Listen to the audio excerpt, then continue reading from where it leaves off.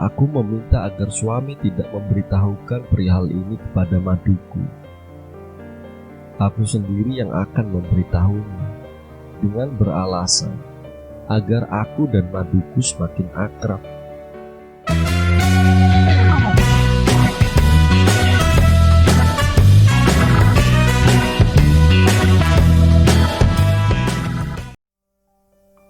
Ketika hari ijab qabul akan berlangsung, aku melihat wajah maduku yang penuh dengan tanda tanya besar. Aku juga melihat kebingungan yang menyelimuti dirinya. Mungkin dia tidak berani tanya sama orang lain tentang berita yang sudah beredar di kampung kami, bahwa suami kami akan menikah lagi. Dengan perasaan gundah, dia beranikan diri bertanya kepadaku, apakah benar suami kami akan menikah lagi? Dan aku jawab, iya. Remuk sudah hati maduku ini tanpa sebelumnya diberitahu. Air mata itu telah menggenang di pelupuk matanya. Mungkin dia merasa sangat terhina, dan ini yang kuinginkan. Iya, balas dendamku telah terpenuhi. Barakallahu lakuma wa barak alaikuma wa jama'a bainakuma fi khair. Abi Delirna. Semoga menjadi pernikahan yang sakinah, mawaddah, warahmah. Amin ya Rabb. Kata-kata ini yang muncul dari mulut maduku. Senyum di bibirnya menambah keindahan wajahnya. Dimulai cara dia berjalan seperti tiada rasa benci. Maduku ridho dengan pernikahan suami. Seharusnya aku banyak berteladan pada maduku tentang keikhlasan dan kesabaran. Tapi tidak. Waktu itu, aku benar-benar benci dia. Dan benci ini selalu aku tutupi. Malam itu, ketika acara resepsi pernikahan suamiku dengan Bu Irna selesai, dan juga para tamu undangan sudah pulang, maduku Dinda menghampiri aku, memberitahu bahwa bapaknya meninggal dunia. Dengan lembut aku berkata,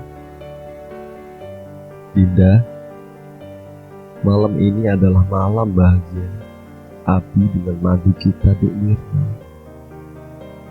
Tegakah kita akan merusak malam yang indah ini bagi mereka? Dinda sabar ya, tunggu sampai 3 hari. Nanti kita sama-sama kasih tahu Abi. Sabar ya. Semoga Allah meridhoi segala amal perbuatan semasa hidup Bapak. Amin ya Rabb. Betapa aku sangat bahagia ketika melihat air mata menetes dari pelupuk mata maduku itu. Aku tahu hatinya sangat pedih melihat suami yang nikah lagi tanpa pemberitahuan terlebih dulu. Dan kini bapaknya meninggal dunia, sementara dia tidak bisa melihat jenazahnya. Lengkap sudah kebahagiaan malam itu. Aku sangat puas menyakiti maduku. Namun, ketawaduan dan kesabaran itu selalu bersama maduku Dinda.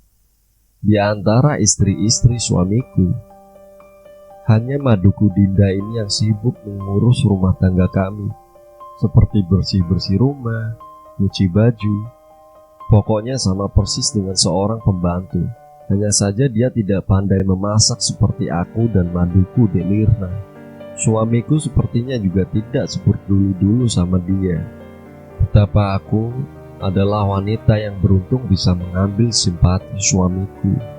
Mungkin jika aku sudah jadi dia, alangkah malang nasibku jadi istri kedua yang sudah tidak diperdulikan lagi sama suami. Pastilah sangat kesepian, tidak ada anak yang menemani dalam kesendirian. Namun sekali lagi, dia adalah matsna yang soleha. Dia tidak mengukur kesepian itu sebab ketidakpedulian suami, kesendirian sebab tidak ada momongan. Dia cukup bahagia bisa menjadi istri yang patuh sama suami, membantu aku momong anak-anakku, dan ridho atas perlakuan suaminya. Baginya sudah lebih dari cukup. Aku tahu persis, kesedihan itu menyemburat di balik wajah Maduku Dinda. Terlebih ketika Dek Lirna madu kita mengabarkan ada janin dalam kandungannya. Sebulan kemudian, dalam rahimku pun ada janin juga. Subhanallah, aku hamil. Alangkah bahagianya kami, aku dan Maduku Dek Lirna. Saat itu kami berempat kumpul dalam rumahku. Abi ingin mengajak dua istrinya untuk mengunjungi tanah suci Mekah.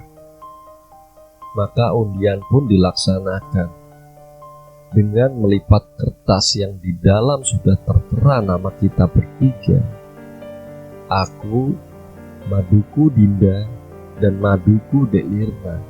Ketiga lipatan kertas itu kami masukkan ke dalam botol, lalu kita kocok dan mengeluarkan dua kertas dari dalamnya. Kemudian kami buka lipatan kedua kertas itu. Ada namaku dan nama Maduku Dinda.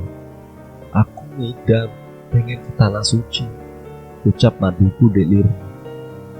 Kalau begitu, Dek Lirna aja yang berangkat, biar aku yang di rumah ngurus anak-anak, jawab Maduku Dinda. Dinda, kan yang keluar nama Dinda, bantahku. Yunda, gak apa-apa, kasihan janin Dek Lirna. Semoga janin Yunda dan Dek Lirna kelak nanti jadi anak soleh atau soleha yang patuh kepada orang tuanya dan agamanya. Amin ya Rob. Aku masih ingat senyum itu terus mengembang di antara bibir Maduku Dinda. Tulusnya kata-kata yang ia ucapkan menyejukkan jiwaku hingga rasa iba mulai menyergap relung hatiku. Akhirnya aku, Abi, dan Maduku Dek Lirna lah yang berangkat ke tanah suci. Di tanah suci wajah Maduku Dinda seperti hantu yang terus membuntutiku. Selama ini aku menjadi madu yang terjahat bagi dirinya. Aku tidak bisa menjadi penopang yang membuat dia nyaman. Selalu saja kusakiti hatinya. Sungguh hatinya penuh dengan goresan-goresan luka yang menyayat. Sekali lagi, dia tidak pernah membalas.